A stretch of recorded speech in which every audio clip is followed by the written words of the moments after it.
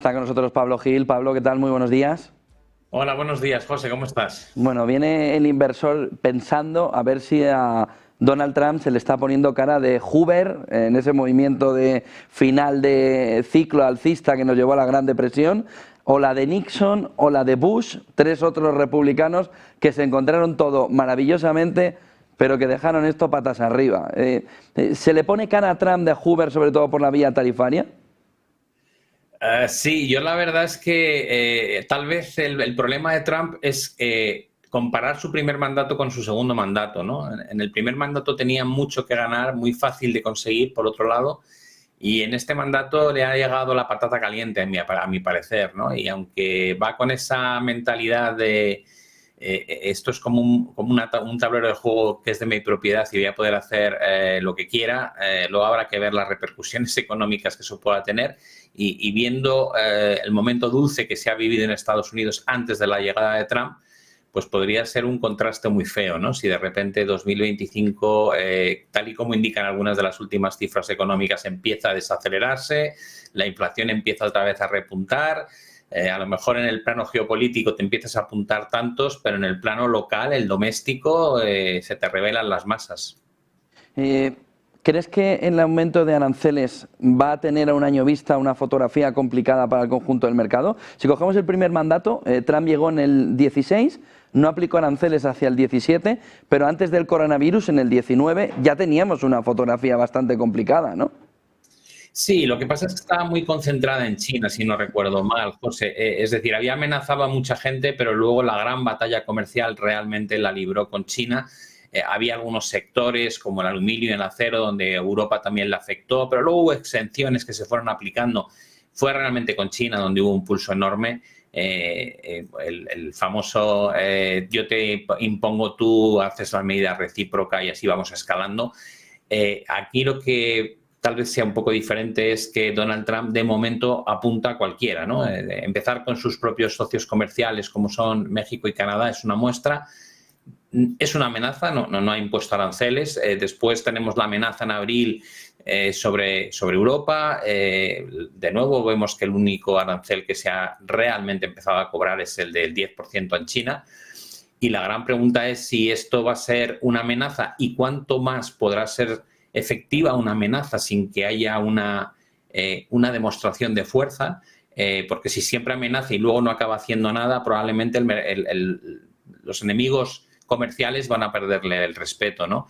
Entonces, a mí me da miedo que tenga que demostrar que esto es algo más que algo verbal y si empezamos a entrar en la imposición de aranceles de forma generalizada, pues lo que parece evidente es que el país que va a recibir ese castigo va a tomar medidas recíprocas. Si entramos ahí, en ese juego a nivel global de aranceles, yo sí que creo que va a tener un impacto claramente negativo en el crecimiento económico a nivel global y muy probablemente va a tener efectos también de repunte inflacionista, que es algo que a lo mejor él tiene en mente, que tiene que ser un precio que se pague, pero yo creo que ni el mercado está preparado para eso, ni tampoco lo está el ciudadano estadounidense, que en algunos segmentos ya está muy, muy estresado.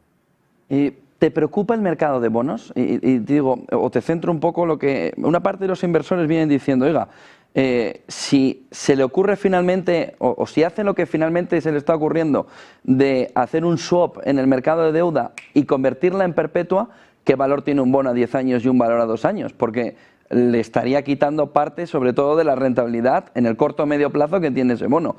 ¿Puede tener como efecto negativo? Él esperaba una bajada de valoración de los bonos por una bajada de tipos de la FED, que no se produzca la bajada por la FED, sino porque el inversor piense que está llevando el bono americano a una situación dramática si hace un swap de esa deuda de corto y medio plazo a una deuda prácticamente perpetua. ¿Te preocupa el mercado de bonos si todo eso sucediera? A ver, lo cierto es que los últimos movimientos que ha hecho el Tesoro estadounidense ha sido acortar la duración de su cartera, no alargarla. Es decir, parte de la... Creo que es bastante llamativo, igual que en Europa, la mala gestión que hacen de la deuda, porque cuando tuvieran los tipos al 0%, tenían que haber emitido deuda a largo plazo como locos, ¿no? Era el momento idílico, cuando los bancos centrales todavía estaban dormidos en los laureles y tenían los tipos al cero, o en Europa incluso al menos 0,50, Digo, si tienes una planificación de que vas a necesitar X financiación, digo, aprovecha esos tipos tan bajos y ponte a comprar deuda de largo plazo porque estás viendo una ventana que se va a acabar y que es una ventana idílica en términos de rentabilidad a pagar por parte del Tesoro durante los próximos 10, 15 o 20 años. Hemos visto ahora cómo están contrayendo toda la inversión del Tesoro a través de deuda de más corto plazo y acortando esa duración, y al final la sensación que yo tengo es que están dando por hecho que la batalla contra la inflación la van a ganar, que los tipos van a bajar y que por eso, bueno, pues no quieren endeudarse a tipos tan altos en plazos de 10, 15 años.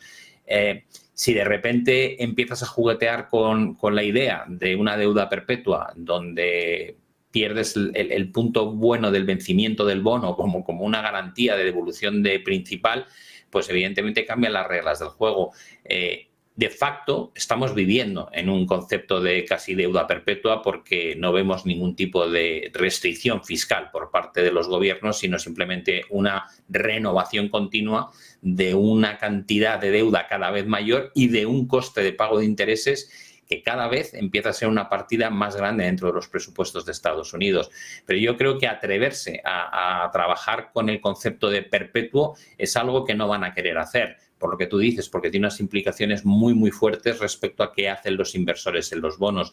Y en este momento piensa que esos inversores en buena parte son inversores locales formados no solamente por ciudadanos, sino también por empresas, por planes de pensiones, por fondos de inversión, por compañías de seguros, por otros gobiernos, que de alguna manera necesitan tener controlado un poco la entrada y salida de los flujos que va a generar esos vencimientos de los bonos, y que si de repente empiezas a romper esa norma, pues creas, yo creo, un caos enorme en el mercado de renta fija. Solo una cuestión más, Pablo. Hay una parte del inversor que dice, oro viene con una revalorización incluso mayor que la del S&P 500, pero ¿va a seguir subiendo o no? ¿Qué hago? ¿Entro? ¿No entro? ¿Está caro? ¿No está caro porque el oro no tiene ahora mismo freno alcista? ¿Cuál es tu visión alrededor del oro? Bueno, yo creo que de momento lo que está demostrando el oro es que sigue siendo un activo que funciona muy bien en entornos de incertidumbre. Ahora mismo esa incertidumbre viene sobre todo por el plano geopolítico, pero seguimos teniendo una situación económica muy incierta tanto en la zona euro como en Reino Unido, y ya veremos lo que pasa con los últimos datos de Estados Unidos, que el PMI de servicios ha sido la gran sorpresa negativa.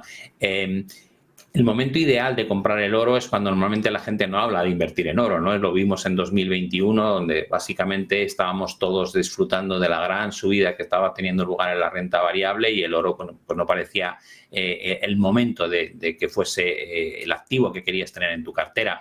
El mayor potencial que yo le veo al oro en este momento es que continúen los bancos centrales detrás comprando las cantidades que están comprando, ¿no? Mientras hay una demanda real de semejante calibre, va a ser muy difícil ver correcciones importantes en el oro. Pero es evidente que estás comprando un activo que está en máximos históricos, que además lleva concatenando desde los 2.600 puntos una subida casi con ninguna corrección, es decir, la corrección dura 1 o 2 días cuando se produce, con lo cual tu riesgo potencial de que haya algún tipo de retroceso es enorme, ¿no?